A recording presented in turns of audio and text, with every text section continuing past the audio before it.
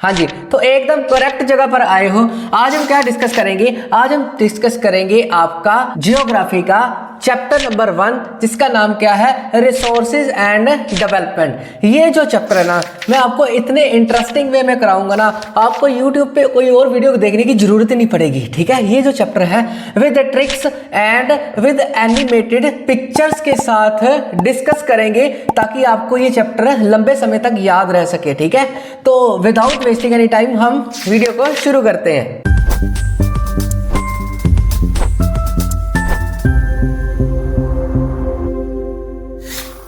हाँ जी, तो चैप्टर की शुरुआत करते हैं उसके नामकरण से।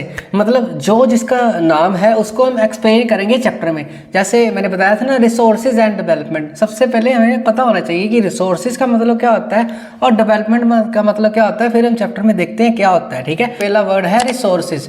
रिसोर्सेज का मतलब क्या होता है, पहले मैं हिंदी में समझ लो। रिसोर्सेज का मतलब होता है कि इन संसार में, इस दुनिया में, आसपास आपको जो भी कुछ दिख रहा है, ठीक है, जो भी आपको कुछ दिख रहा है, ठीक है, अभी फोन दिख रहा है, मैं दिख रहा हूँ, ठीक है, मैं भी रिसोर्स हूँ। मतलब जिसको हम यूज करके अपनी नीड्स को सेटिस्फाई करते हैं उसको रिसोर्स बोलते हैं। फॉर एग्जांपल, मैंने लिखना है तो मेरी नीड क्या है? लिखने की।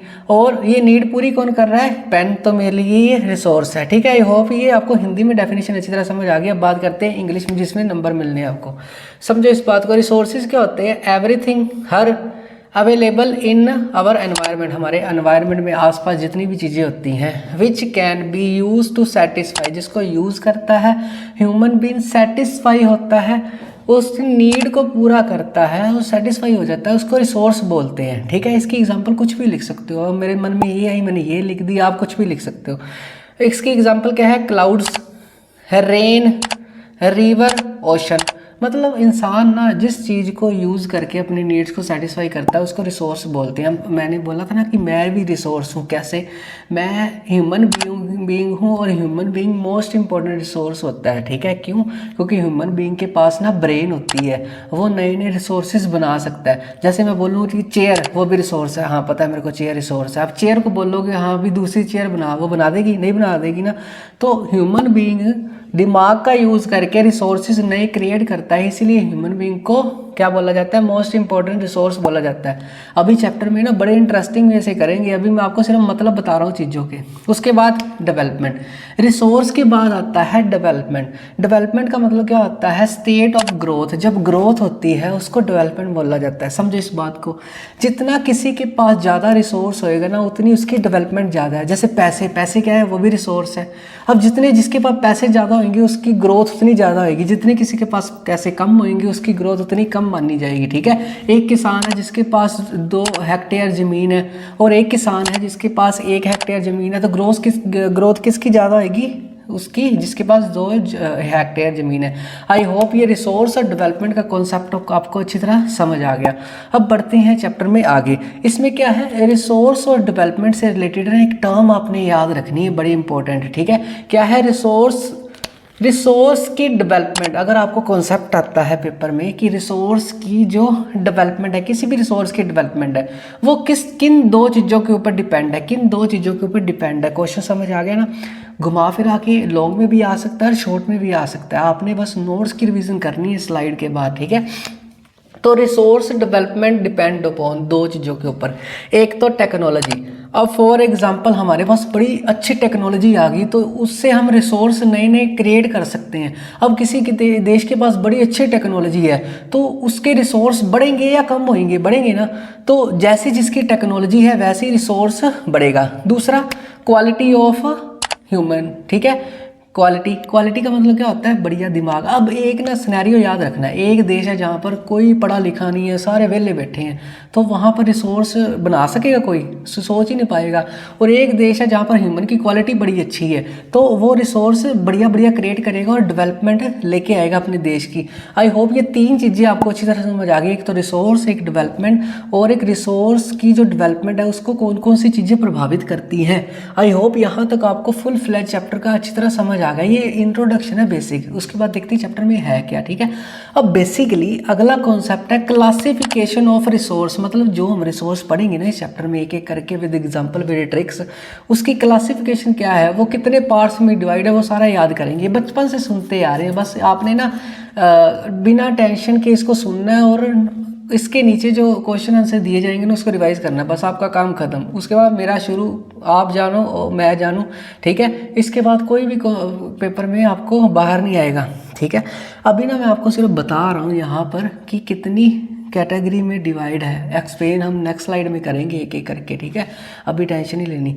सबसे पहला है classification on the basis of origin. Origin का मतलब होता है वो रिसोर्स कहाँ से आया, ये सारी बातें बताऊंगा, अभी आपने सिर्फ सुनना है। ठीक है, on the basis of origin, origin में क्या आएगा, बायोटिक और अबायोटिक रिसोर्स बताता हूँ क्या होता है नेक्स्ट स्लाइड में। अभी मैं सिर्फ ये बता रहा हूँ कि इस पिक्चर में ये एक्टर आने हैं, वो एक्टर ने क्या क्या काम किया वो आगे आके पता चलेगा। ये सारे एक्टर हैं आने वाली पिक्चर में, ठीक है, जो हिट जाएगी आपकी वजह से। दूसरा है ऑन द बेसिस ऑफ एग्जॉस्टेबिलिटी। एग्जॉस्टेबिलिटी क्या होता है पढ़ के पता चल जाएगा आपको, renewable and non renewable resources. ठीक है, यहाँ पर जगह नहीं बची थी इसलिए मैंने आर लिखा, रिसोर्सेज। एग्जॉस्टेबिलिटी क्या होती है, ये एक्टर है, आगे इसका काम पता चलेगा। तीसरा रिसोर्स की क्लासिफिकेशन है on the basis of development. Development को लेके रिसोर्स कितने पार्ट्स में डिवाइड है, potential, develop, stock, reserve, resources. Sir ये क्या बोल रहे हो, मेरे को बिल्कुल समझ नहीं आ रही। अरे भाई एक बार सुन तो लो, अभी एक्टर के नाम बता रहा हूँ, आगे आगे जाके एक एक करके एक्सप्लेन करूँगा ट्रिक्स के साथ। ठीक है, विद एग्जाम्पल के साथ। Last one is on the basis of ownership. Ownership को लेके 4 पार्ट्स में डिवाइड है, individual resource, community resource, national resource और इंटरनेशनल रिसोर्स। सर ये क्या होते हैं, सारे एक एक करके बढ़िया तरीके से डिस्कस करेंगे। अब मैं आपको स्क्रीन पे शो करता हूँ माइंड मैप। इस चैप्टर में क्या क्या करेंगे, सबसे पहले तो करेंगे रिसोर्सेज क्या होते हैं। ठीक है, पता लग गया हमको। दूसरे में करेंगे क्लासिफिकेशन और रिसोर्सेज क्या होती है, अभी पता चल जाएगा आपको नेक्स्ट स्लाइड में। ठीक है, तीसरा हम ये करेंगे कि इंडिया में कौन कौन से रिसोर्सेज हैं। ठीक है, पहला, दूसरा, तीसरा और चौथा क्या है कि रिसोर्सेज कैसे वेस्ट हो रहे हैं। ठीक है, रिसोर्सेज कैसे वेस्ट हो रहे हैं, फॉर एग्जांपल जैसे पानी वेस्ट हो रहा है, इसको बचाने के क्या क्या तरीके हैं। ठीक है, कैसे वेस्ट हो रहे हैं वो डिस्कस करेंगे। अगला डिस्कस करेंगे हम रिसोर्स प्लानिंग, कि कैसे रिसोर्स को प्लान करें कि हम उसको कंजर्व कर सकें। कंजर्व मतलब बचा सकें। ठीक है, और उसके बाद है क्या है, बड़ा मोस्ट इंपॉर्टेंट है सोइल। आपने याद रखना है, सोइल का बड़ा कॉन्सेप्ट है, बड़ी तरह की सोइल्स पढ़ेंगे रिसोर्स, क्योंकि सोइल्स भी क्या है, रिसोर्सेज ही हैं। अब एक देश है जिसके पास बड़ी उपजाऊ मिट्टी है, तो वो रिसोर्स का यूज़ करके डेवलपमेंट ले लेंगे अपनी। ठीक है, बड़ी सारी मिट्टी के बारे में पढ़ेंगे, एक एक करके आपको रटा दूंगा वो सारा कॉन्सेप्ट। वो लास्ट में ना एक समिट पढ़ेंगे, रियो डी जेनेरियो। वो क्या है आपको उसमें पता चल जाएगा, एक मीटिंग है जहाँ पर रिसोर्सेज को लेके डिस्कशन चलती है, इसी में है। अगर एक आधी चीज़ रह भी गई तो दूसरी स्लाइड में, अगली स्लाइड्स में कवर कर लेंगे। ठीक है, आई होप ये फुल सिनेरियो आपको अच्छी तरह समझ आ गया। मेरे को पता है ये अभी आपको समझ नहीं आया, अब अगली स्लाइड में आपको बिल्कुल रट जाएगा विद एग्जाम्पल के साथ। ठीक है, मिलते हैं नेक्स्ट स्लाइड में। अगर आपको वीडियो अच्छी लग रही है तो please like, share and subscribe and press the bell icon, ताकि आप नोटिफिकेशन सबसे पहले आप तक आए, कि आपकी ट्रिक से याद हो जाएगा आपको चैप्टर। मिलते हैं नेक्स्ट स्लाइड में, चलो चलते हैं।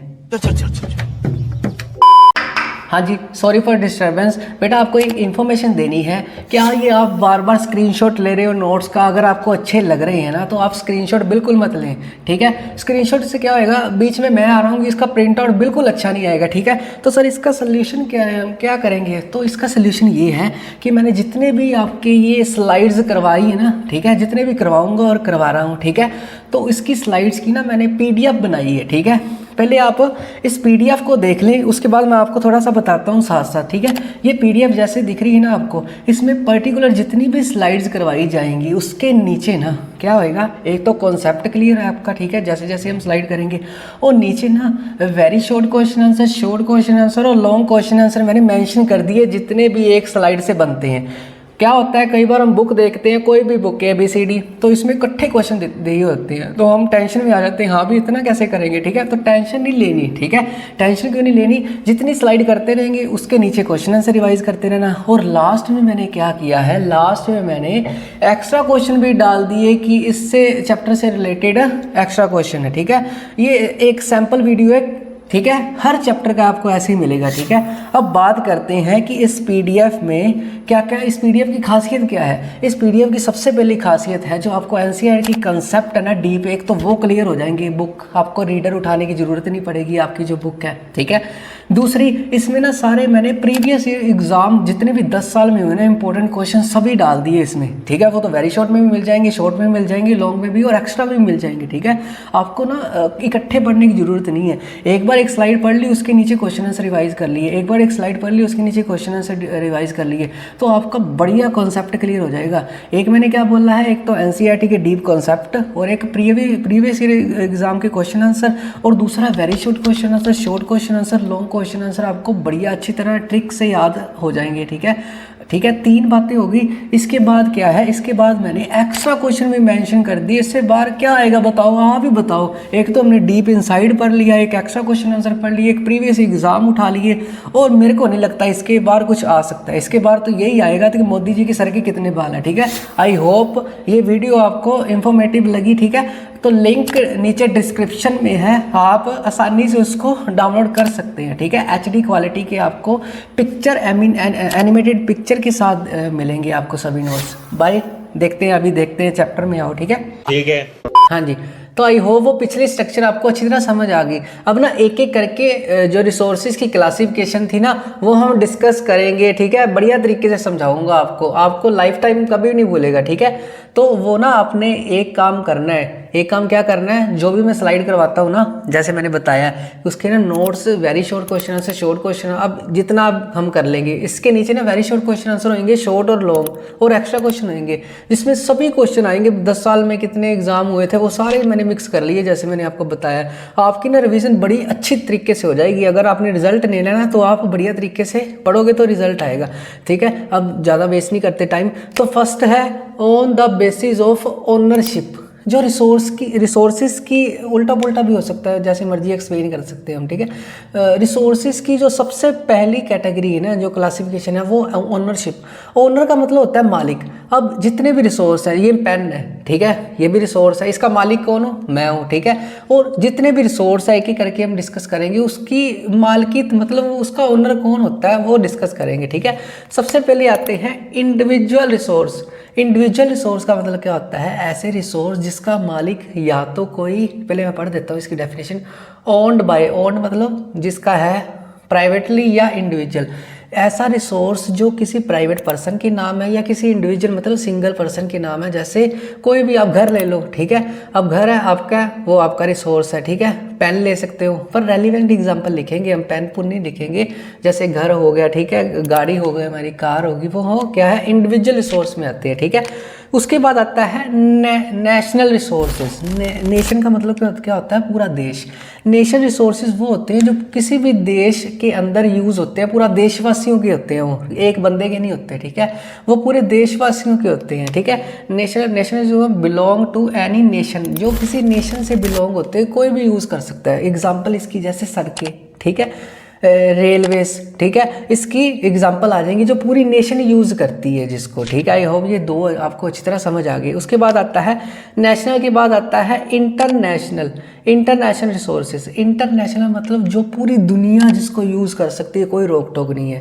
ठीक है, इसकी बेस्ट एग्जांपल है कौन से, ओशन है हमारे, जैसे पैसिफिक ओशन है, जितने भी ओशन है मेरे को कमेंट बॉक्स में बताओ। सारी दुनिया यूज़ करती है ना, जाने के लिए, आने जाने के लिए, शिपिंग के लिए, एक देश से दूसरे देश में कुछ सामान भेजना है। ठीक है, वो सारी चीज़ों के लिए इंटरनेशनल रिसोर्स यूज़ होते हैं। इसका मतलब क्या होता है, रेगुलेटेड मतलब उसको यूज़ कौन करता है, रेगुलेट कौन करता है, इंटरनेशनल इंस्टीट्यूशन, जिसको बड़े बड़े देश, इंटरनेशनल इंस्टीट्यूशन का मतलब क्या होता है, देश।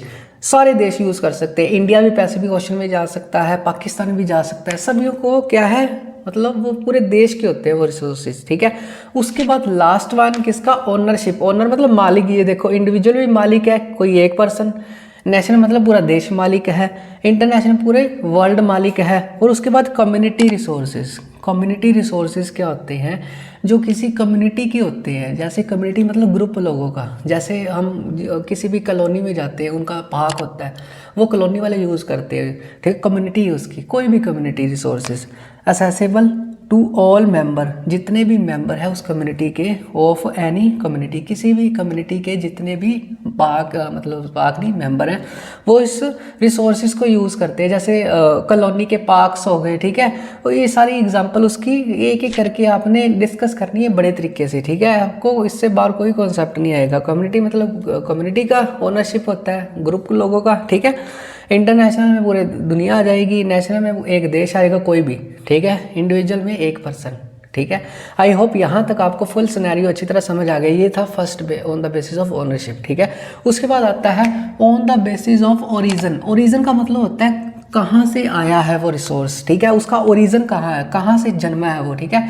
इसमें दो आते हैं, बायोटिक रिसोर्सेज, आर मैंने लिखा है रिसोर्सेज, नोट्स में आपने अच्छी तरह याद करना है। उसके बाद है अबायोटिक रिसोर्सेज। बायोटिक और अबायोटिक का मतलब क्या होता है, एक जिंदा रिसोर्सेज होते हैं और एक जिंदा नहीं होते, लिविंग और नॉन लिविंग, उसको ही बोलते हैं, ठीक है। बायो का मतलब होता है लाइफ। क्या होता है बायो का मतलब, क्या होता है लाइफ। तो लाइफ का मतलब क्या होता है, जो मतलब ऐसे रिसोर्सेज जो जिंदा है। ये क्या, इसकी पहले हम डेफिनेशन पढ़ देते हैं। ऑब्टेन फ्रॉम, ऑब्टेन मतलब कहाँ से प्राप्त होते हैं वो रिसोर्स, बायोस्फीयर, बायोस्फीयर मतलब लिविंग स्फीयर में, ठीक है। हैव लाइफ, जिसमें लाइफ होती है मतलब जिसमें जान होती है, वो बायोटिक में आता है, ठीक है। इसकी एग्जांपल क्या है, ह्यूमन बीइंग, फिश, कुछ भी लिख सकते हो आप जो जिंदा है, ठीक है। आई होप ये बायोटिक वाला अच्छी तरह आपको समझ आ गया। अगर बायोटिक के आगे लिखा हो अबायोटिक, ठीक है, रिसोर्सेज, उसकी डेफिनेशन क्या है, compose of non living things, जो नॉन लिविंग थिंग से मिलके बना है वो अबायोटिक रिसोर्स होते हैं, जैसे रॉक्स, मेटल, ठीक है। आप कुछ भी एग्जांपल लिख सकते हो, मेरे दिल में जो मन में आई वो मैंने लिख दिया। मेरे मन को भाया, मैं कुत्ता काट के खाया, ठीक है। आई होप ये पहला ओनरशिप वाला और दूसरा ओरिजिन वाला आपको अच्छी तरह समझ आ गया। उसके बाद करते हैं ऑन द बेसिस ऑफ एग्जॉस्टेबिलिटी। एक वर्ड है एग्जॉस्ट। एग्जॉस्ट का मतलब होता है थक जाना।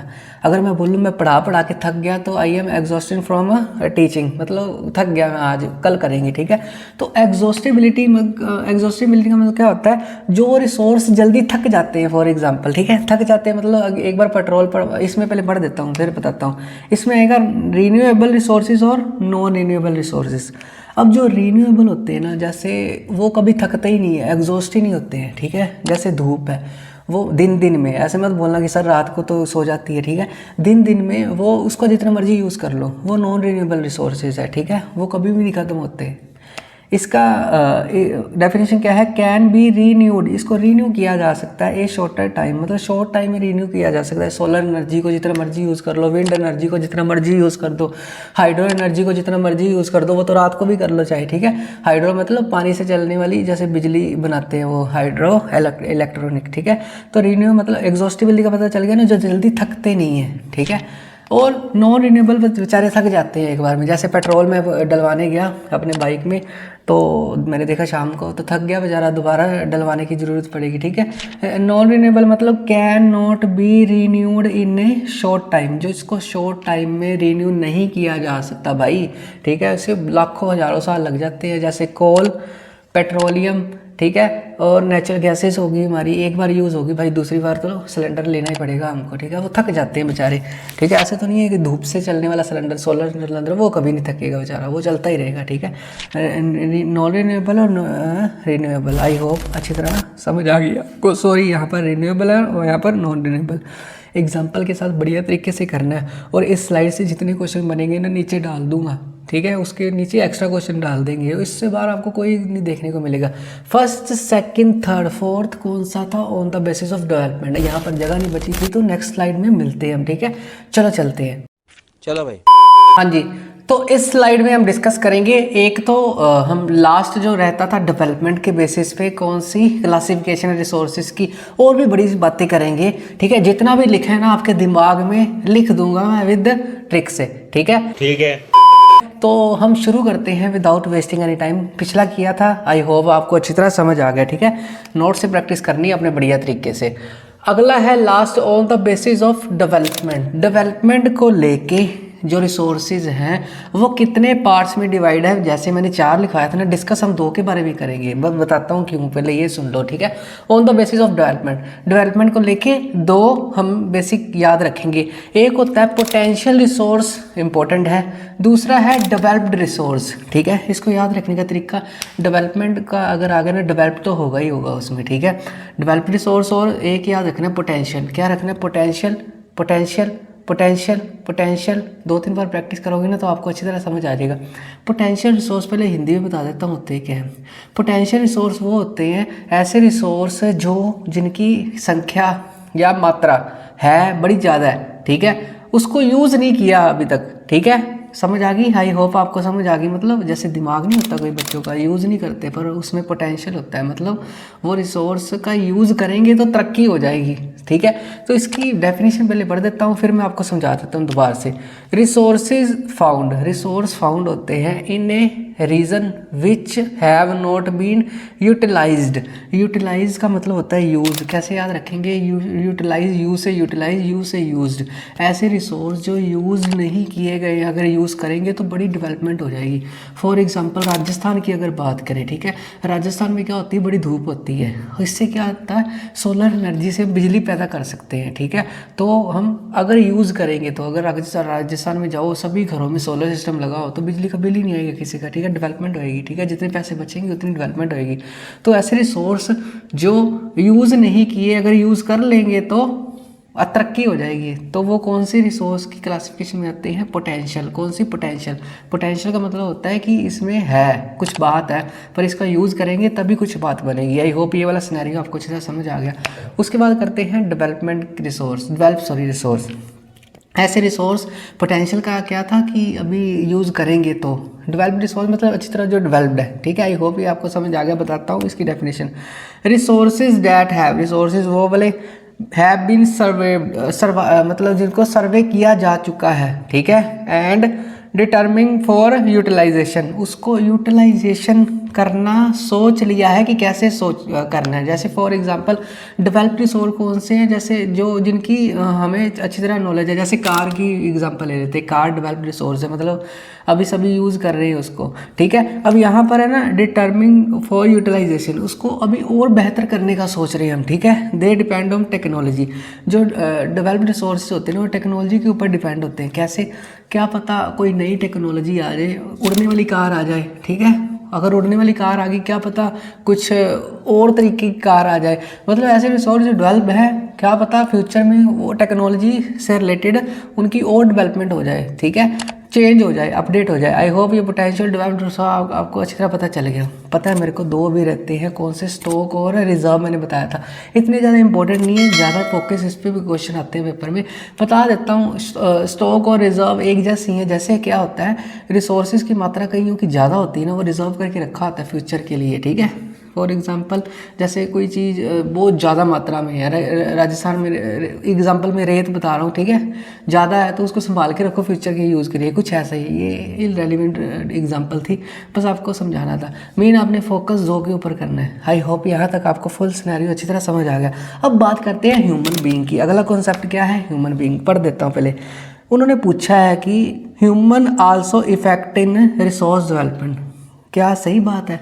मैं आपसे क्वेश्चन पूछता हूँ, क्या ह्यूमन बीइंग रिसोर्स की डेवलपमेंट के ऊपर इफेक्ट डालता है, येस और नो, ठीक है। पोज करके बताओ मेरे को सोच के। हाँ जी, आई होप आपने पोज किया होगा। हाँ, डालता है इफेक्ट। मैंने बताया ना, एक तरफ ह्यूमन बीइंग है, पढ़ा लिखा ही नहीं है, बिल्कुल अनपढ़ है, घर पे बैठा है, ठीक है, फेसबुक चला रहा है बिल्कुल, और एक तरफ ह्यूमन बीइंग है, तैयारी कर रहा है, बड़ा अच्छा दिमाग लगा रहा है, ठीक है। तो डेवलप कौन करेगा रिसोर्स नए नए? जो अच्छा है ना, जो करेगा ना वही करेगा ना। जो वेला बैठा वो तो नहीं रिसोर्स डेवलप करेगा ना, वो तो दिमाग ही नहीं चलाएगा अपना, ठीक है। तो human also effect resource development. कैसे, इसका कॉन्सेप्ट है by transfer one resource to another. एक रिसोर्स को दूसरे रिसोर्स में ट्रांसफर कर देता है। फॉर एग्जांपल कार बन गई, वही एग्जांपल लेते हैं, कार बन गई, चल कार छोड़ते, बाइक बन गई, ठीक है, बाइक बन गई। अब किसी का दिमाग लगेगा, फॉर एग्जांपल वो उड़ने वाली बाइक बना दे, ठीक है। अब जैसा ह्यूमन बीइंग अगर अच्छा दिमाग वाला आएगा तभी बना सकेगा ना वो। आई होप ये सिनेरियो आपको समझ आ गया। अब कैसे बनाएगा वो? स्किल, उसके हुनर से, और टेक्नोलॉजी का यूज़ करके जितनी जितनी टेक्नोलॉजी बढ़ेगी उतना उतना वो डेवलप करेगा। और अपनी नॉलेज, ठीक है, अगर नॉलेज होगी, अगर मेरे को नॉलेज है तभी तो आपको पढ़ा रहा हूँ ना, ऐसे कोई नहीं पढ़ा सकता, ठीक है। तो बेसिकली ह्यूमन इफेक्ट करता है रिसोर्स डेवलपमेंट के ऊपर। आई होप यहाँ तक आपको अच्छी तरह फुल सिनेरियो पता चल गया, ठीक है। ये क्लासिफिकेशन वाला पार्ट। उसके बाद रिसोर्सेज डेवलपमेंट का कॉन्सेप्ट किसके ऊपर बेस है, ह्यूमन बीइंग के ऊपर। आगे बढ़ते हैं, ठीक है। आगे है रिसोर्स प्लानिंग। हर एक बात की प्लानिंग होनी चाहिए। जैसे आपने एग्ज़ाम देने हैं तो ऐसे तो नहीं है कि एग्ज़ाम वाले दिन ही उठ के पढ़ोगे, आपकी प्लानिंग होती है ना कि हाँ हमें 6 महीने पहला पढ़ना है या साल पहले पढ़ना है, ठीक है, या पेपर वाले दिन हमने पूरी रिवीजन कर लेनी है। वैसे रिसोर्स की प्लानिंग, जैसे बोलते हैं ना पानी को बचाओ, वेस्ट नहीं करना, आने वाले टाइम में पानी कम है, या पेट्रोल को बचाओ, ठीक है, फ्यूचर के लिए। रिसोर्स प्लानिंग क्यों ज़रूरी है, फॉर डेवलपमेंट। अगर हमने फ्यूचर में डेवलपमेंट करनी है ना तो रिसोर्स प्लानिंग बड़ी अच्छी होनी चाहिए। आपकी भी प्लानिंग है ना कि हाँ भाई 10th के बाद ये करना है, ऐसे तो नहीं है कि कुछ सोचा ही होगा ना, कुछ आर्ट्स रखनी है, इंटर आर्ट्स रखनी है, इकोनॉमिक्स या कुछ भी सोचा होगा, ठीक है, मेडिकल नॉन मेडिकल। तो वो रिसोर्स प्लानिंग ज़रूरी है अपनी डेवलपमेंट के लिए। अब आप अपनी डेवलपमेंट के लिए प्लानिंग तो करते ही हो ना, ठीक है। तो ये एक छोटा सा कॉन्सेप्ट था प्लानिंग के ऊपर।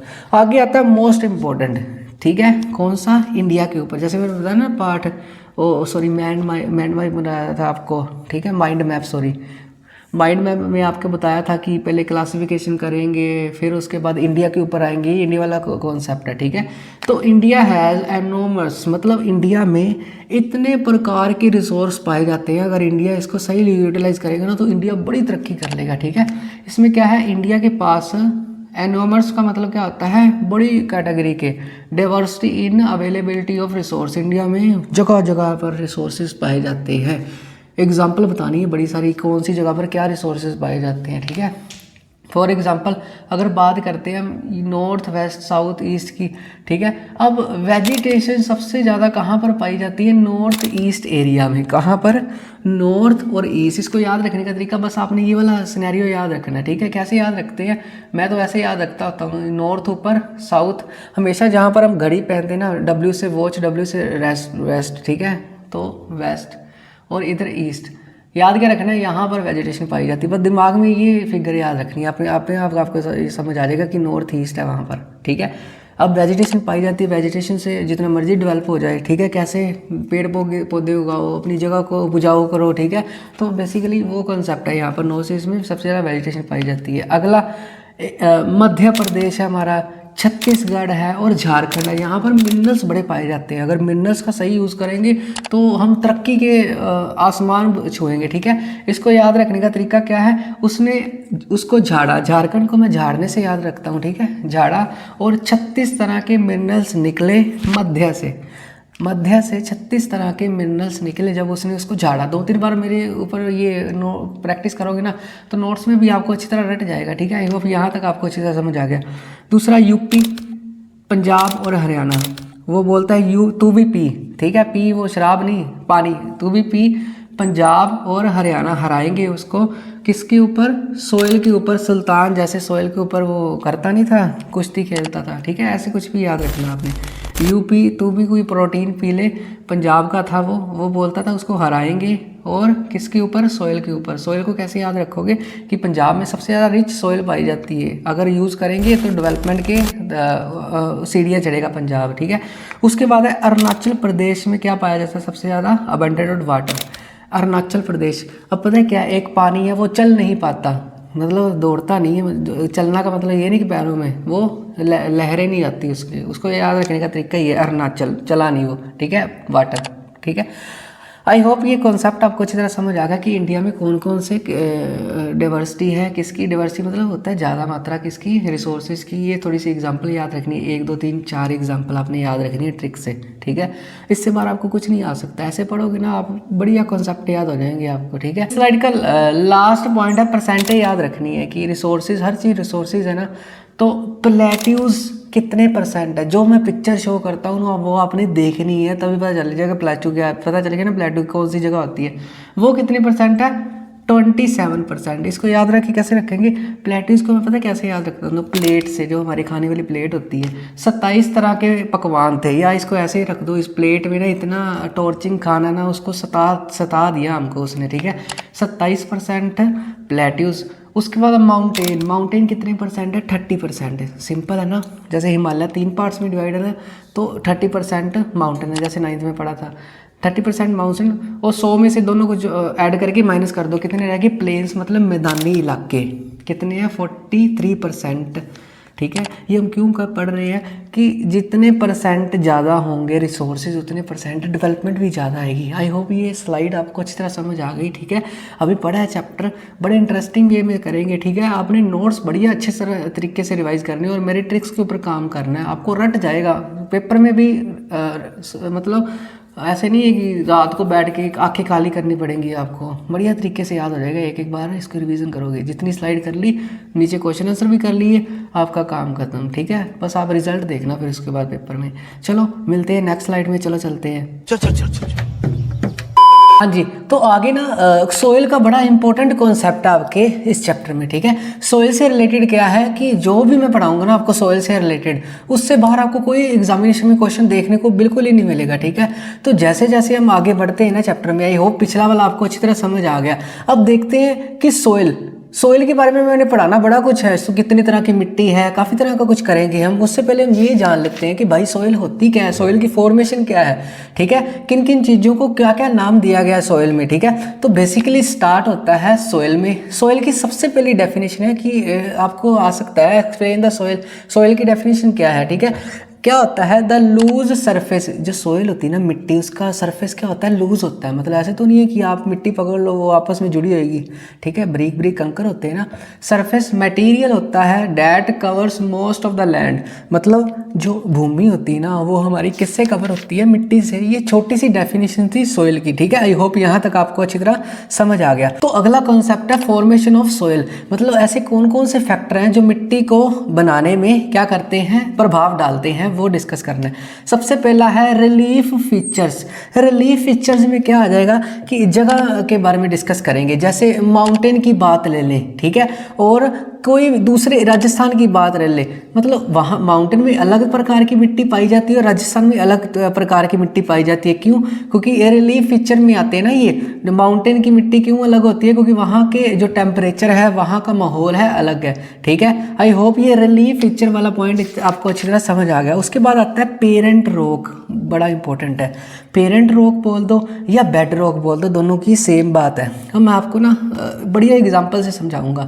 जैसे पेरेंट्स होते हैं ना वैसे ही बच्चे होते हैं। ठीक है, अगर पेरेंट्स घर में बड़े अच्छे हिंदी बोलते हैं तो बच्चे भी हिंदी बोलेंगे। ठीक है, अगर पेरेंट्स जो लैंग्वेज बोलते हैं बच्चे वही लैंग्वेज बोलेंगे। ठीक है, तो जैसी पेरेंट रॉक, अब पता है क्या होता है? मिट्टी बनती कैसे है? रॉक्स अगर टूटती है ना, ठीक है, वो देखेंगे कैसे बनती है डिटेल में, आपको मैं ऊपर ऊपर वाला सीन बता रहा हूँ। रॉक जब टूटती है ना, ठीक है, तो वो मिट्टी बनती है।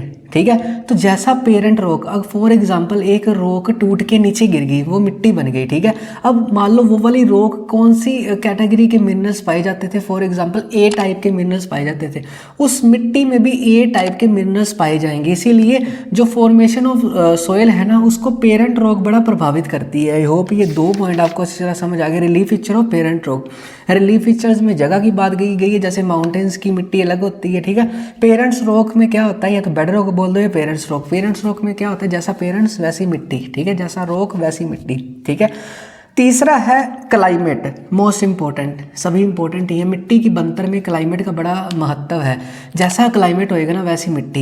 एक तरफ क्लाइमेट बड़ा हाश है, मतलब गर्मी बड़ी है, वहाँ की मिट्टी भी रेगिस्तान जैसी होएगी, और एक जगह है जहाँ पर टेम्परेचर ना तो कम है ना तो ज़्यादा है, जैसे मैदानी इलाके हमारे वहाँ पर मिट्टी एलुवियल पाई जाती है, जैसे ये पिक्चर में आप देख रहे हो। ठीक है, तो जैसा क्लाइमेट होएगा ना वैसी ही मिट्टी पाई जाएगी, वैसी मिट्टी पाई नहीं जाएगी, वैसी मिट्टी बनेगी। ठीक है, उसके बाद आती है वेजिटेशन। वेजिटेशन का मतलब क्या होता है कि मतलब पेड़ पौधे।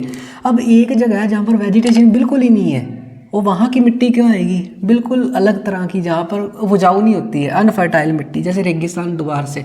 और एक जगह है जहाँ पर हरा भरा है, मतलब पेड़ पौधे बड़े हैं, वहाँ पर मिट्टी क्या होगी, उपजाऊ होगी, फर्टाइल होगी, ठीक है। तो मिट्टी को जो फॉर्मेशन में हेल्प करते हैं वो relief feature, parents of climate, vegetation, और अगला है टेम्परेचर। हाँ जी, टेम्परेचर मोस्ट इंपॉर्टेंट। वही बात, अगर किसी जगह का टेम्परेचर इतना ज़्यादा है, बहुत ज़्यादा, तो वहाँ पर इसकी एग्जांपल मैं राजस्थान ही देता हूँ ताकि बच्चों की पिक्चर आपको अच्छी तरह समझ आ जाए। जैसे राजस्थान है ना, वहाँ पर टेम्परेचर कितना ज़्यादा है, इस प्रकार की मिट्टी पाई जाती है जैसे आपको पिक्चर में दिखाया जा रहा है। अब हम ले लेते हैं कि और कोई जगह, ठीक है, जैसे पहाड़ों में इस टाइप की मिट्टी पाई जाएगी, मतलब जैसा टेम्परेचर होएगा ना वैसी ही मिट्टी बनेगी, ठीक है। उसके बाद लास्ट वन इज है, लास्ट नहीं है, इसके बाद इसके लास्ट में एक्सेप्ट्रा लिखा है। 2-4 बातें अगर रह भी जाती है तो नेक्स्ट स्लाइड इसमें सभी क्लियर हो जाएगी, ठीक है। Action of running water. अब एक मिट्टी है जो समुद्र के बिल्कुल नज़दीक पाई जाती है, उसकी बनतर अलग होएगी, ठीक है, उसमें गिल्लापन होएगा, ड्राईनेस नहीं होएगी। और एक मिट्टी है जो समुद्र से बड़ी दूर है, रनिंग वाटर से बिल्कुल दूर है, तो उसकी फॉर्मेशन अलग टाइप की बनेगी। आई होप ये फॉर्मेशन वाला फैक्टर आपको अच्छी तरह समझ आ गया, ठीक है। पहले हमने मिट्टी की डेफिनेशन पढ़ ली, उसके बाद फॉर्मेशन पढ़ ली, ठीक है। उसके बाद आती है तीसरी बात, क्लासिफिकेशन।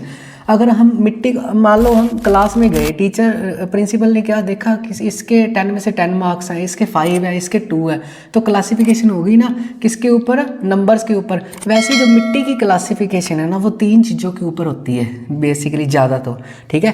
पहले एज, मिट्टी की एज देखी जाती है, वो आगे डिस्कस करेंगे, आपको एज वाला कॉन्सेप्ट आगे पता चलेगा। मतलब जो मिट्टी ज़्यादा एज की होगी उसको अलग नाम दिया जाएगा, जो मिट्टी कम एज की होगी उसको अलग नाम दिया जाएगा, ये आगे डिस्कस करेंगे, ठीक है। उसके बाद एज समझ आ गया ना, एज के अकॉर्डिंग भी मिट्टी की क्लासिफिकेशन की जाती है। थिकनेस, मोटाई, मिट्टी की परतें अभी देखेंगे ना मिट्टी की कितनी परतें होती हैं। थिकनेस को देख के मिट्टी का पता लगता है हाँ भी इसकी क्लासिफिकेशन क्या है। अगर पतली है तो उसकी अलग क्लासिफिकेशन होगी, मोटी है तो अलग क्लासिफिकेशन होगी, ठीक है।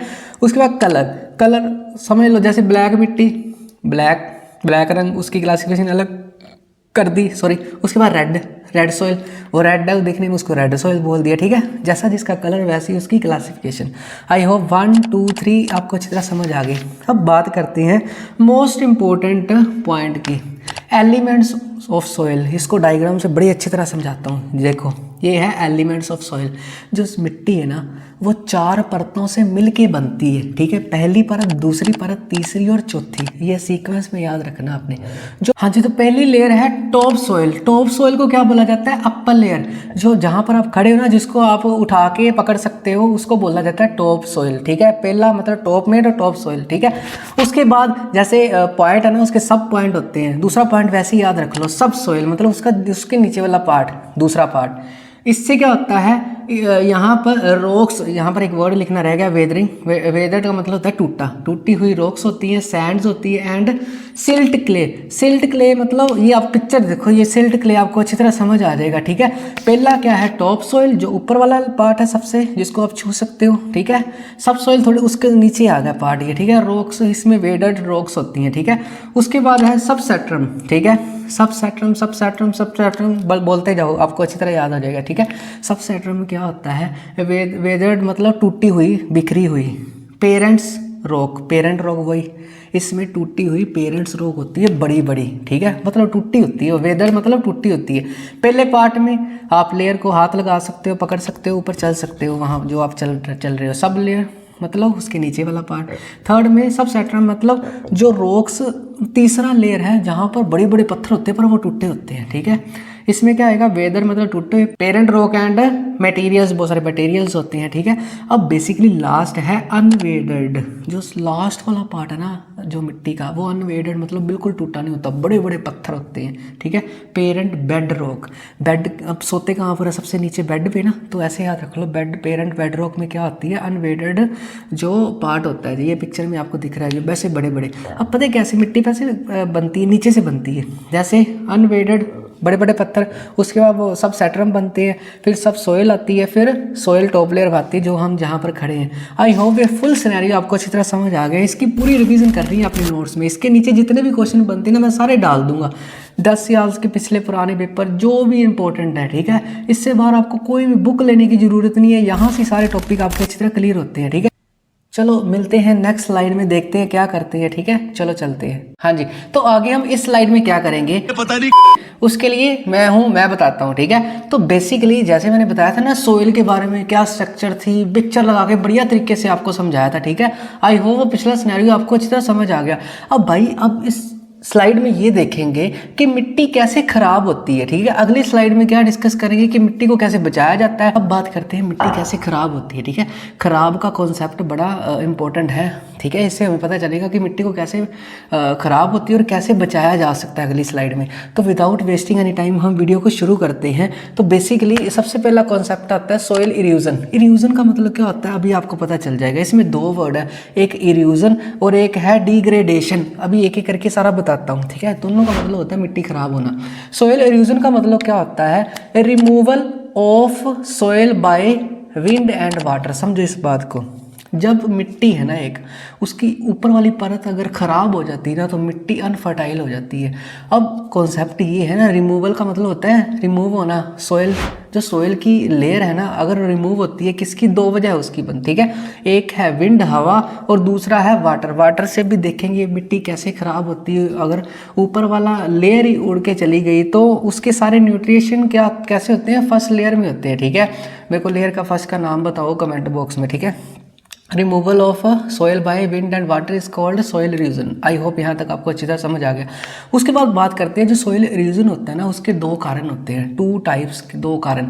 एक वाटर जैसे मैंने ऊपर बताया और दूसरा विंड, मतलब पानी से भी सॉइल इरोजन होती है और विंड से भी सॉइल इरोजन होती है। एक एक करके डिस्कस करेंगे। ठीक है, जिसमें विंड वाला आसान है और पानी में दो चार बातें आपने याद रखनी है। ठीक है, तो पानी वाली में सबसे पहली बात ये रखनी है याद, जो वाटर इरोजन है ना उसमें तीन सब कैटेगरीज याद रखनी है।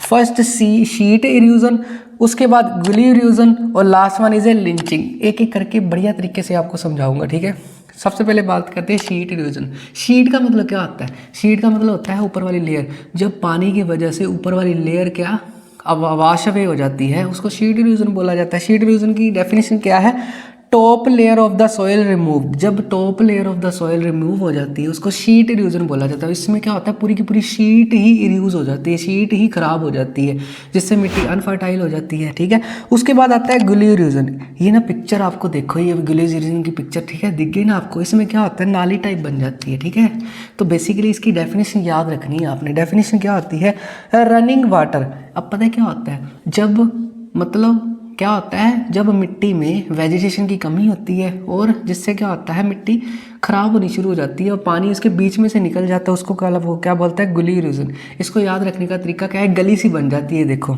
इसकी डेफिनेशन पढ़ देता हूँ। Running water cut deeply, deeply cut कर रहा है ना पिक्चर में देखो, ऑफ सॉइल, सॉइल को डीपली कट कर रहा है in the absent of vegetation.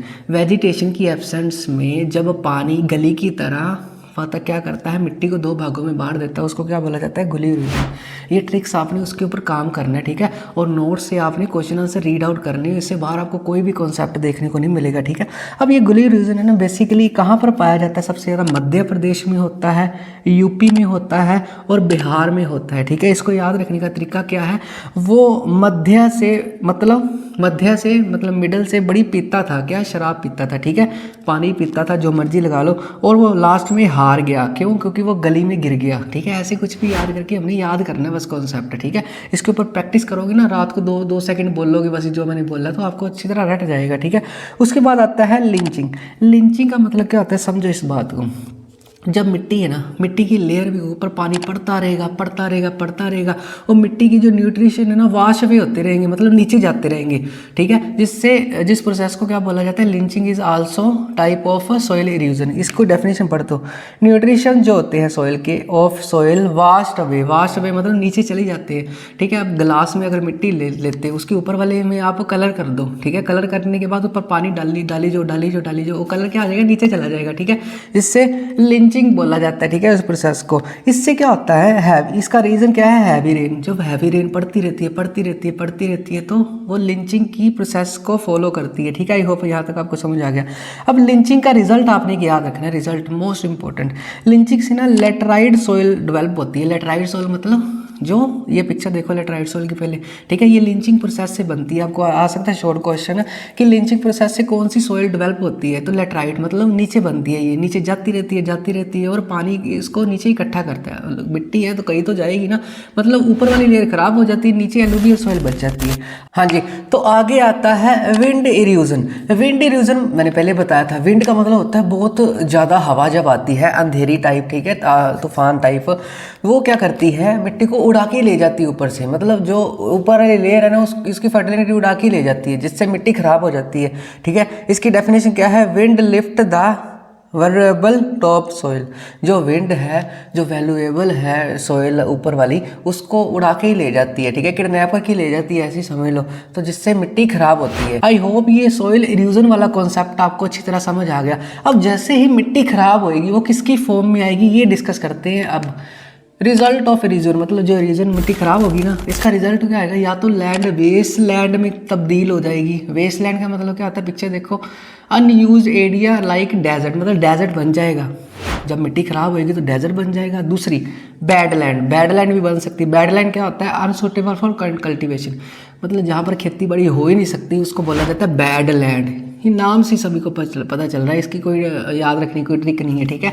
उसके बाद क्या है, एक्स्ट्रा पॉइंट में आपने याद रखना है, वैसे मैंने बोला था ना सोइल इरोजन। अब बात करते हैं डिग्रेडेशन। डिग्रेडेशन का मतलब ये क्या होता है, मिट्टी खराब होना। इसके दो मेन कारण है डिग्रेडेशन के, ठीक है, ये भी कारण है मिट्टी खराब होने का।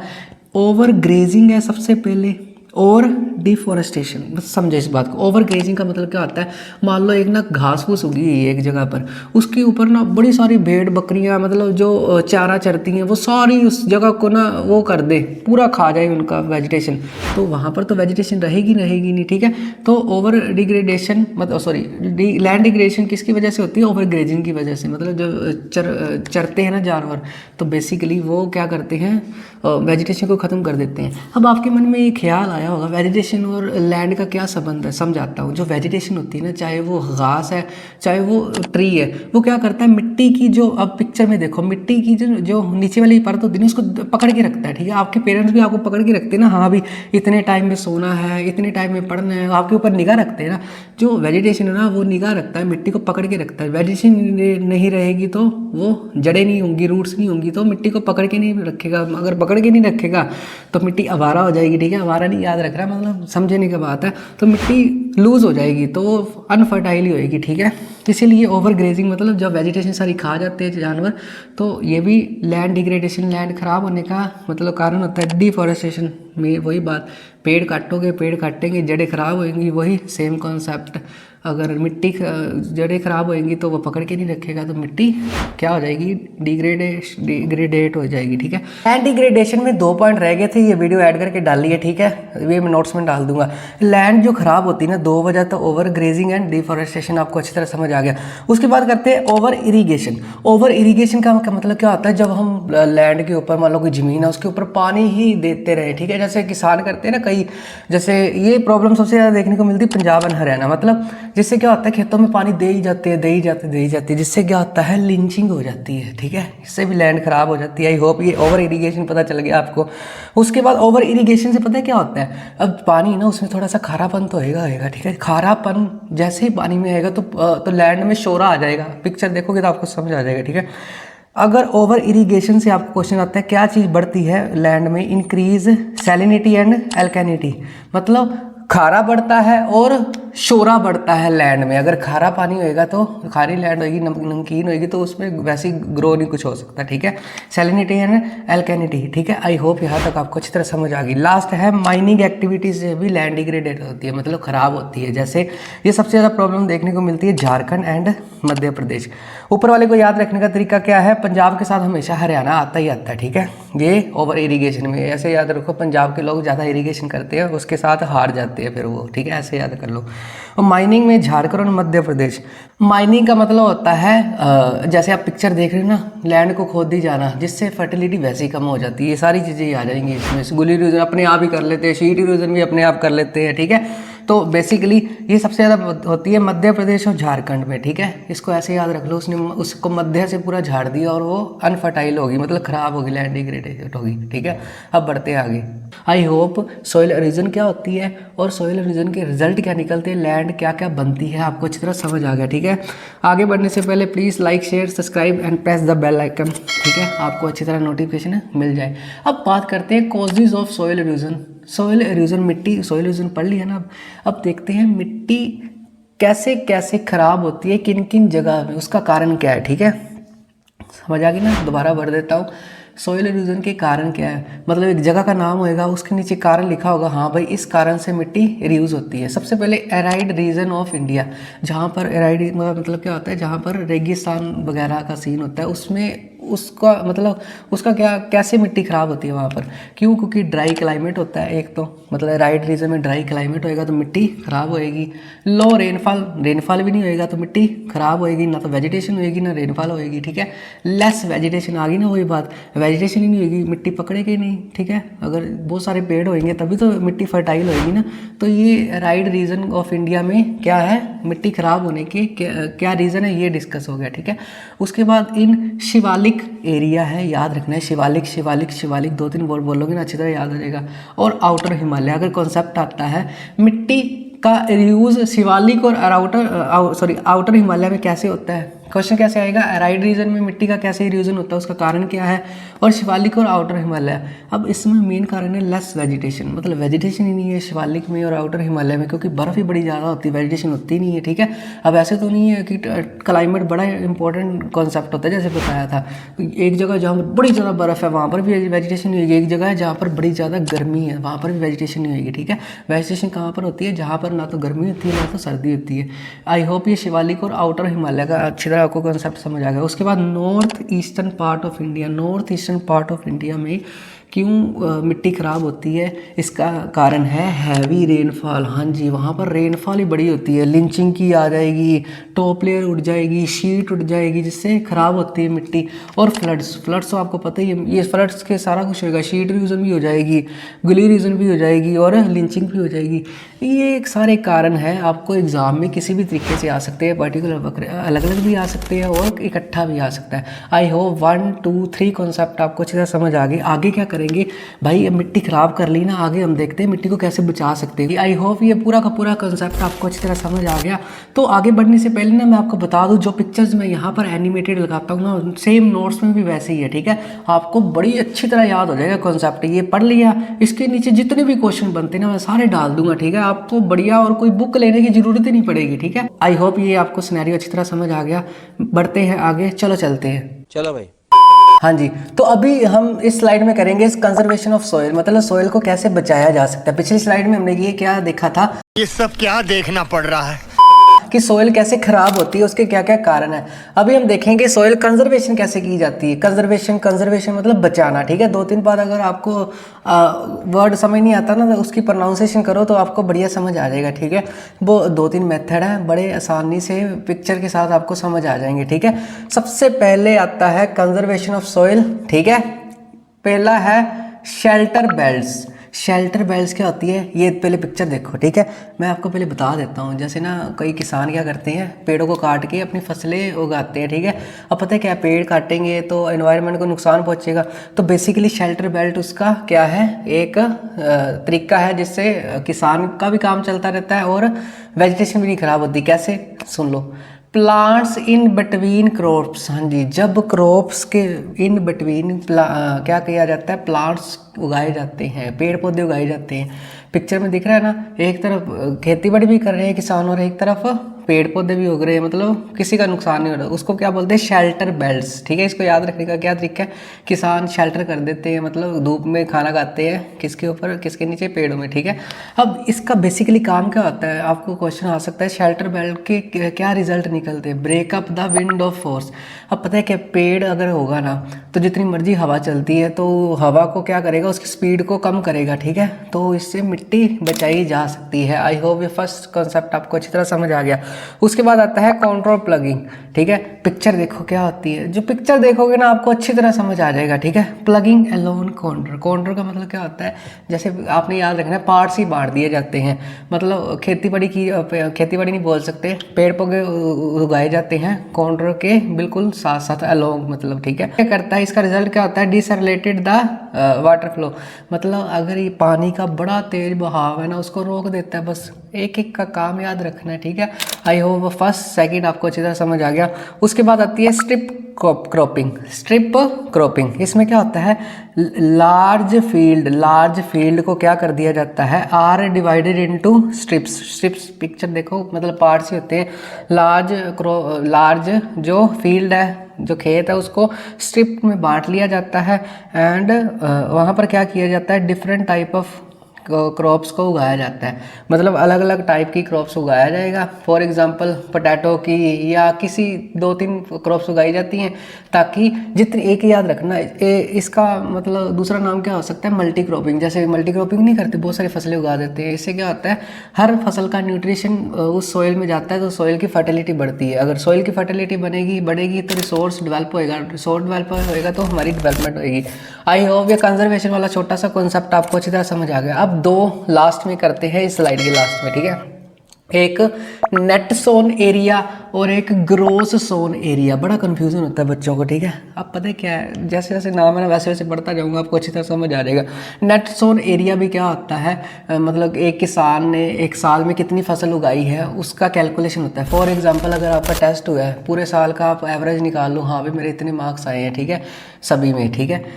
यहाँ पर क्या होता है, ग्रोस सोन एरिया। ग्रोस सोन के एरिया क्या होता है, ये भी पूरे साल की फसलों का क्या होता है, एवरेज होता है। बस इनमें एक थोड़ा सा फ़र्क है, पढ़ोगे तो पता चल जाएगा क्या फ़र्क है, ठीक है। दोनों का मतलब क्या है, साल में किसान कितनी फसलें उगाता है उसका एवरेज कितना निकलता है, ठीक है। नेट सोन एरिया का मतलब क्या होता है, area sown once a year, एक साल में जितना नेट सोन एरिया, मतलब जितना किसान ने बीज लिया उसको क्या बोला जाता है, नेट सोन एरिया। जिसका नेट सोन एरिया ज़्यादा होएगा उसकी डेवलपमेंट ज़्यादा होएगी, ठीक है। एग्जाम्पल है, एक आपने डाटा याद रखना है, इंडिया की net sown area according to 2008 और 9 में कितनी है, 46.24%, ठीक है। जितनी ये ज़्यादा होएगी नेट सोन एरिया, उतनी ही डेवलपमेंट वो देश ज़्यादा करेगा। सबसे ज़्यादा हाई कहाँ पर है, पंजाब और हरियाणा में। मैंने बताया था ना पंजाब के साथ हमेशा हरियाणा आता है, ये ट्रिक है, ठीक है। पंजाब और हरियाणा में सबसे ज़्यादा NSA है, मतलब नेट सोन एरिया है, और सबसे कम कहाँ पर है, अरुणाचल प्रदेश में। डीपली नहीं जाना कैसे है, मतलब ये कैलकुलेशन आपने थोड़ी सी याद रखनी है। अब नेट सोन एरिया और ग्रोस सोन एरिया में एक फ़र्क है, जैसे मैंने बताया था ना, ये पूरे साल की जितनी भी फसलें उगाई जाती हैं उसका एक, ठीक है, एवरेज होता है। इसका मतलब क्या होता है, ग्रोस सोन एरिया का टोटल सोइंग एरिया वंस और मोर देन वंस, ये बस यही फ़र्क है, मोर देन वंस। समझो, पहले एग्जांपल से समझाता हूँ। एक स्टूडेंट के क्लास में नंबर आए, मतलब उसके मैथमेटिक्स में भी, साइंस में भी, इंग्लिश में भी 1 नंबर आए, उसने सारा साल का एवरेज निकाल लिया, हाँ भी मेरे सबसे ज़्यादा कौन से सब्जेक्ट में आए हैं, ठीक है। पूरा किया उसने, ठीक है, मतलब मैथ के भी जोड़ लिए, साइंस के भी, इंग्लिश के भी, मतलब इकट्ठे जोड़ लिए। एक साल में जितनी फसलें उगाई जाती हैं। यहाँ पर क्या फ़र्क है, यहाँ पर एक साल में अगर एक किसान ने एक पोटैटो की फसल उगाई है उसका अलग निकालेगा, ठीक है, राइस की निकाली उसका अलग, मतलब SST का अलग निकालेगा स्कोर पूरे साल का, मैथ का अलग। यहाँ पर क्या करते हैं, सभी का इकट्ठा स्कोर निकालता है एवरेज, यहाँ पर पूरा अलग अलग साल का निकालते हैं। बस दोनों में थोड़ा सा डिफरेंस है। डेफिनेशन को ध्यान से पढ़ना है और इस डेफिनेशन को ध्यान से पढ़ना, आपको अच्छी तरह समझ आ जाएगी, ठीक है। आई होप ये वाला कॉन्सेप्ट आपको अच्छी तरह समझ आ गया। अब क्या करेंगे, 2 स्लाइड रहेगी बस, मतलब इसमें अब आगे हम मिट्टी के बारे में पढ़ेंगे, कितनी मिट्टी है, मतलब alluvial soil, black soil, arid soil, बड़ी सॉइल के बारे में पढ़ेंगे, 2-3 सॉइल है। और उसके बाद रियो डी जेनेरियो मीटिंग के बारे में बस 2 स्लाइड रहेगी, उसके बाद चैप्टर खत्म, ठीक है। आई होप ये वाला सिनेरियो आपको अच्छी तरह समझ आ गया। और आपने नोट्स की बड़ी अच्छी प्रैक्टिस करनी है। अगर आप नोट्स की प्रैक्टिस करते हो ना तो आपका सारा सिलेबस अच्छे से क्लियर हो जाएगा, आपको कोई और वीडियो देखने की जरूरत नहीं पड़ेगी। इसके नीचे में जितने भी क्वेश्चन आते हैं ना, इंपॉर्टेंट सारे इंपॉर्टेंट ही होते हैं, फालतू क्वेश्चन कोई नहीं होता, वो सारे कवर हो जाएंगे, ठीक है। ठीक है, तो विदाउट वेस्टिंग एनी टाइम हम चलते हैं नेक्स्ट स्लाइड में। चलो भाई। तो स्वागत है आपका सेकंड लास्ट स्लाइड पे। इसके बाद एक रह जाएगी पर चैप्टर खत्म, ठीक है। तो जैसे मैंने बोला था ना कि सोइल के बारे में पढ़ेंगे, तो बेसिकली 5 सोइल के बारे में आज रीड आउट करेंगे, ट्रिक से आपको अच्छी तरह करवा दूंगा, ठीक है। तो वेस्ट नहीं करते अब टाइम, स्टार्ट करते हैं पहली सोइल से। तो इस चैप्टर में पहली सोइल है ब्लैक सोइल। हम सोइल के बारे में पता है क्यों पढ़ रहे हैं, जैसा रिसोर्स होएगा वैसी ही डेवलपमेंट होएगी। अब देखते हैं कौन सी सोइल पे कौन सी फसल होती है, ठीक है। अब अगर कोई उसको सही यूज करेगा, फसलों को, मिट्टी को बचा के रखेगा, फसल उगाएगा, तो उसकी डेवलपमेंट वैसी होएगी, ठीक है। तो जो ब्लैक सोइल है ना, फर्स्ट वाली, वो सबसे ज्यादा पाई जाती है मध्य प्रदेश और छत्तीसगढ़ में। छत्तीसगढ़ को ऐसे लिखता हूँ, ठीक है, देखने में भी आसान लगता है और याद करने में भी आसान हो जाता है, ठीक है। ब्लैक सोइल होती है ना, वो मध्य प्रदेश और 36 तरह की, मध्य से ब्लैक, ऐसे याद रख लो कुछ भी, ठीक है। और ये जो ब्लैक सोइल होती है ना, सबसे ज़्यादा बढ़िया किसके लिए होती है? कॉटन के लिए। अब इसको याद रखने का तरीका, कॉटन क्या होती है? वाइट, और सोइल कौन सी है? ब्लैक। तो वाइट एंड ब्लैक का कॉम्बिनेशन आपको अच्छी तरह याद रह जाएगा। अगर किसी देश में ब्लैक सोइल ज़्यादा ना, कॉटन ज़्यादा होएगी, बेचेंगे ज़्यादा तो डेवलपमेंट होएगी, ठीक है। आपको कॉन्सेप्ट अच्छी तरह समझ आ गया, ठीक है। जो ब्लैक सोइल होती है ना, उसमें सबसे ज़्यादा कैपेसिटी होती है मॉइस्चर, मतलब कैपेसिटी टू होल्ड मॉइस्चर, मतलब वो पानी को ना बड़ी ज़्यादा देर तक इकट्ठा रख सकती है। इसीलिए वहाँ पर कॉटन की जो खेती होती है ना, उसको पानी की बड़ी ज़्यादा ज़रूरत होती है, इसीलिए ब्लैक सोइल के ऊपर ग्रो करती है। आई होप यहाँ तक आपको अच्छी तरह समझ आ गया। जो ब्लैक सोइल है ना, उसका दूसरा नाम होता है रेगुर सोइल। दूसरा नाम है, अगर आपको पेपर में आ जाए अबाउट रेगुर सोइल, घबरा मत जाना कि सर ने तो पढ़ाया ही नहीं था। ब्लैक सोइल को रेगुर सोइल बोला जाता है, ठीक है। अब ब्लैक सोइल में मिनरल्स कौन कौन से पाए जाते हैं? एक तो फास्फोर के एक मिनरल्स है, ठीक है। आपकी साइंस की मैम ने करवाया होगा, ठीक है, मिनरल्स करते थे। Lime and magnesium, lime, phosphor और मैग्नीशियम पाए जाते हैं किसमें? ब्लैक सॉइल में। आई होप ये ब्लैक सॉइल वाला कॉन्सेप्ट अच्छी तरह आपको समझ आ गया, ठीक है। इसको 2-3 बार रट्टा लगाओगे ना, रट्टा नहीं लगाना, इसको 2-3 बार पढ़ोगे ना, तो आपके अपने आप आपको पता चल जाएगा। दूसरी सॉइल है लेटराइड सॉइल, ठीक है। कौन सी? लेटराइड। लेटराइड को लेटने से याद रख लो, ठीक है। सबसे ज़्यादा पाई जाती है कर्नाटका। उसको बोला लेट जा, वो नाटक करने लग गया। कर्नाटका लेटराइड ऐसे आपको याद हो जाएगा, ठीक है। अब जो लेटराइड है ना, एक उसके बारे में एक बात है, डेवलप इन हाई टेम्परेचर। जो लेटराइड सॉइल है ना, ज़्यादा टेम्परेचर में डेवलप होती है और हाई रेनफॉल, ठीक है। अब वो लेटा हुआ था, टेम्परेचर ज़्यादा हुआ तब भी खड़ा हो गया, रेन ज़्यादा पड़ने लगी तब भी वो खड़ा हो गया। लेटराइड लेटा हुआ था, ठीक है, ऐसे याद रख लो। और लेटराइड सॉइल सबसे अच्छी किसके लिए होती है? Good for T and coffee. उसको मतलब अब कर्नाटका को टी और कॉफ़ी से कैसे याद रखेंगे? उसने उसको पूछा कि आप टी पियोगे या कॉफ़ी, वो बड़े नाटक करने लग गया, ठीक है। क्यों? क्योंकि वो लेटा हुआ था, ऐसे याद रख लो। लेटराइड, कर्नाटका, टी एंड कॉफ़ी, आपको अच्छा कॉम्बिनेशन समझ आ जाएगा, ठीक है। नोट्स की प्रैक्टिस करनी है। इसके नीचे अगर एक आधा इसमें कोई क्वेश्चन रहता भी है ना, तो वो नोट्स में क्वेश्चन आंसर में कवर हो जाएगा, आपको समझ लग जाएगा, ऐसा नहीं कि समझ ना लगे, ठीक है। उसके बाद एराइड। एराइड मतलब वही रेगिस्तान वाला सीन जो पीछे करवाया। एराइड सोइल कहाँ पर पाई जाएगी? डेजर्ट में। सिंपल सी बात है, find in dry climate. Dry climate मतलब जहाँ पर बारिश ही नहीं पड़ती, ना वेजिटेशन है, वहाँ पर पाई जाती है। और सैंडी होती है टेक्सचर। टेक्सचर मतलब देखने में सैंडी होती है, और सैलिन मतलब साल्टी होती है। नेचर मतलब स्वाद में क्या होती है? सैलिन मतलब नमक वाली। ये दो बातें, टेक्सचर मतलब दिखने में और सैलिन मतलब खाने में, ठीक है। और ये सबसे ज़्यादा पाई जाती है राजस्थान और गुजरात। वही सेम जैसे राइड सोइल राजस्थान गुजरात के एरिया में पाई जाएंगे, क्योंकि रेगिस्तान जहाँ पर ज़्यादा पाई जाते हैं। आई होप 1, 2, 3 आपको अच्छी तरह समझ आ गई। उसके बाद आगे आती है रेड सोइल। अब रेड सोइल, ब्लैक सोइल का कलर ब्लैक होता है, रेड का रेड। और जो लेटराइड और एराइड की मैंने पिक्चर दिखाई ना, वो आपको देख के समझ आ जाएगा, ठीक है। जो रेड सोइल है, develop in warm temperature. Warm temperature में रेड सोइल पाई जाती है, मतलब बनती है। इसको याद रखने का तरीका, जैसे हम किसी चीज़ को लाल कैसे होता है अगर गर्म करते हैं तो, ठीक है। तो सबसे ज़्यादा रेड सोइल पाई जाती है उड़ीसा। इसको याद रखने की बड़ी फनी ट्रिक है, ठीक है। टीचर ने थप्पड़ मारा, उसके गाल रेड हो गए और क्लास से उड़ गया उड़ीसा, ठीक है, ऐसे याद रख लो, रेड और उड़ीसा। और ये रेड सोइल होती है ना, उसमें ना आयरन की मात्रा सबसे ज़्यादा होती है। आयरन मतलब लोहा, प्रेजेंस ऑफ आयरन, इसीलिए वो रेड होती है। इसको याद रखने का और तरीका भी है, आयरन को अगर गर्म करते जाओगे ना तो रेड हो जाएगा, तो रेड सोइल ऐसे ही याद रख लो, ठीक है।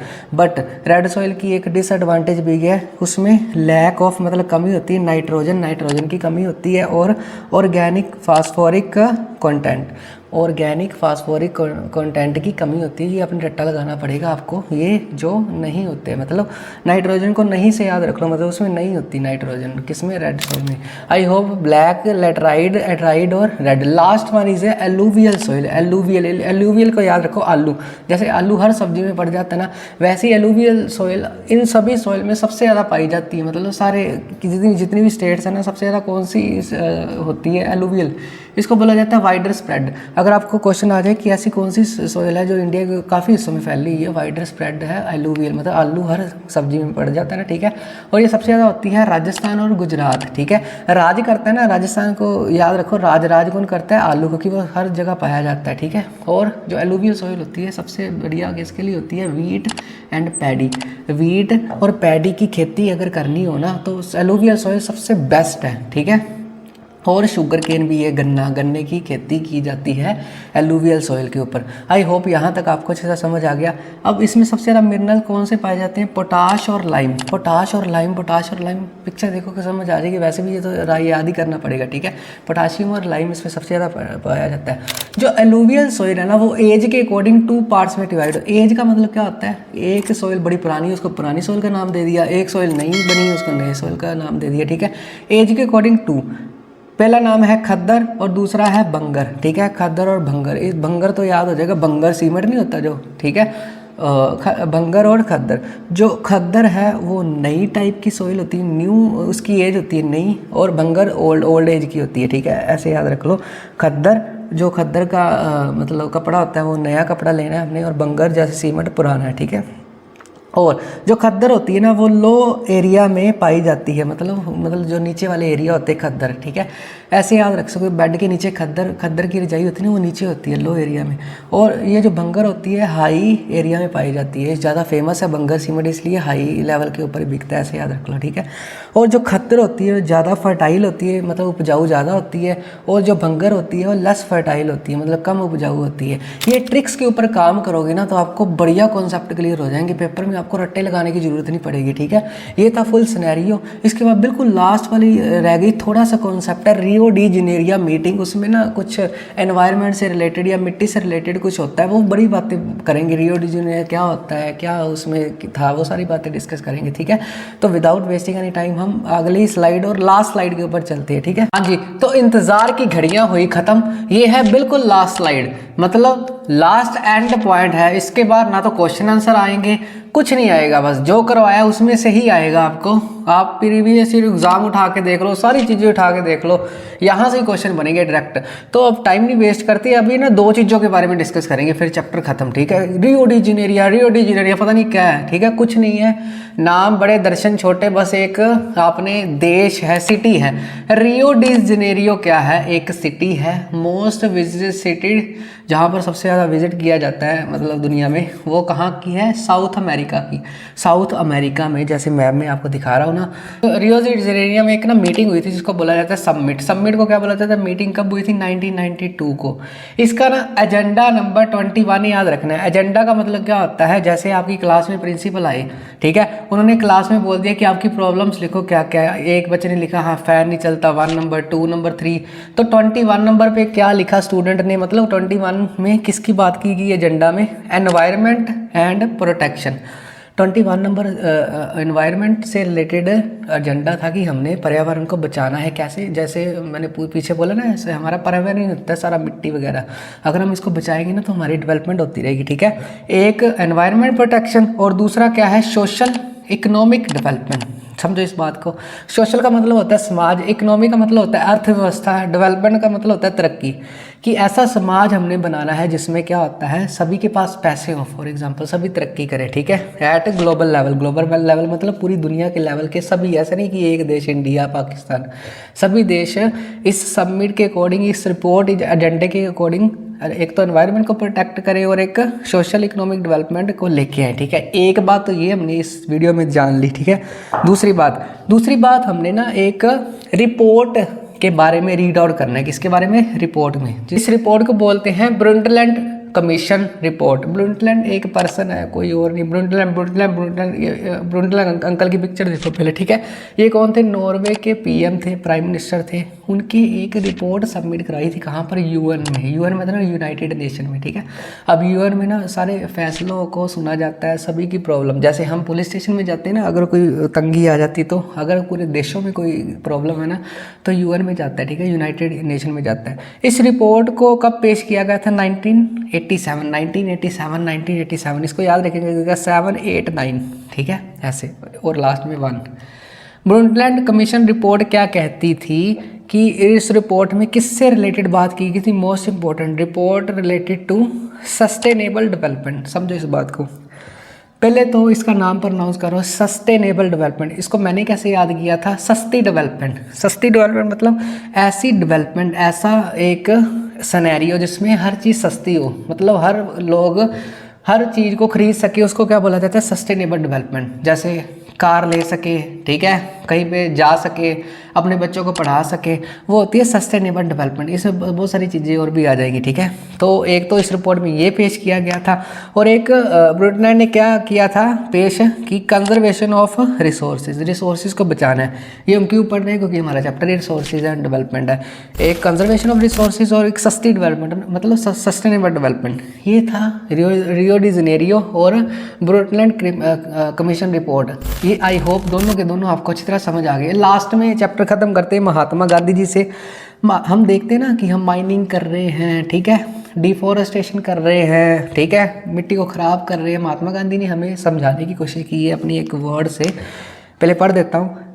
महात्मा गांधी ने बोला है, there is enough for everybody, कि हमारे इस दुनिया में, हमारे संसार में हर एक के लिए सब कुछ है, ठीक है।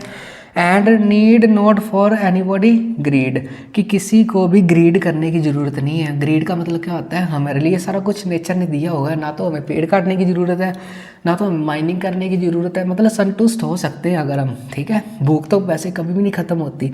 तो महात्मा गांधी जी लास्ट में बोला था कि हमें ये इन्वायरमेंट को सेफ रखना चाहिए।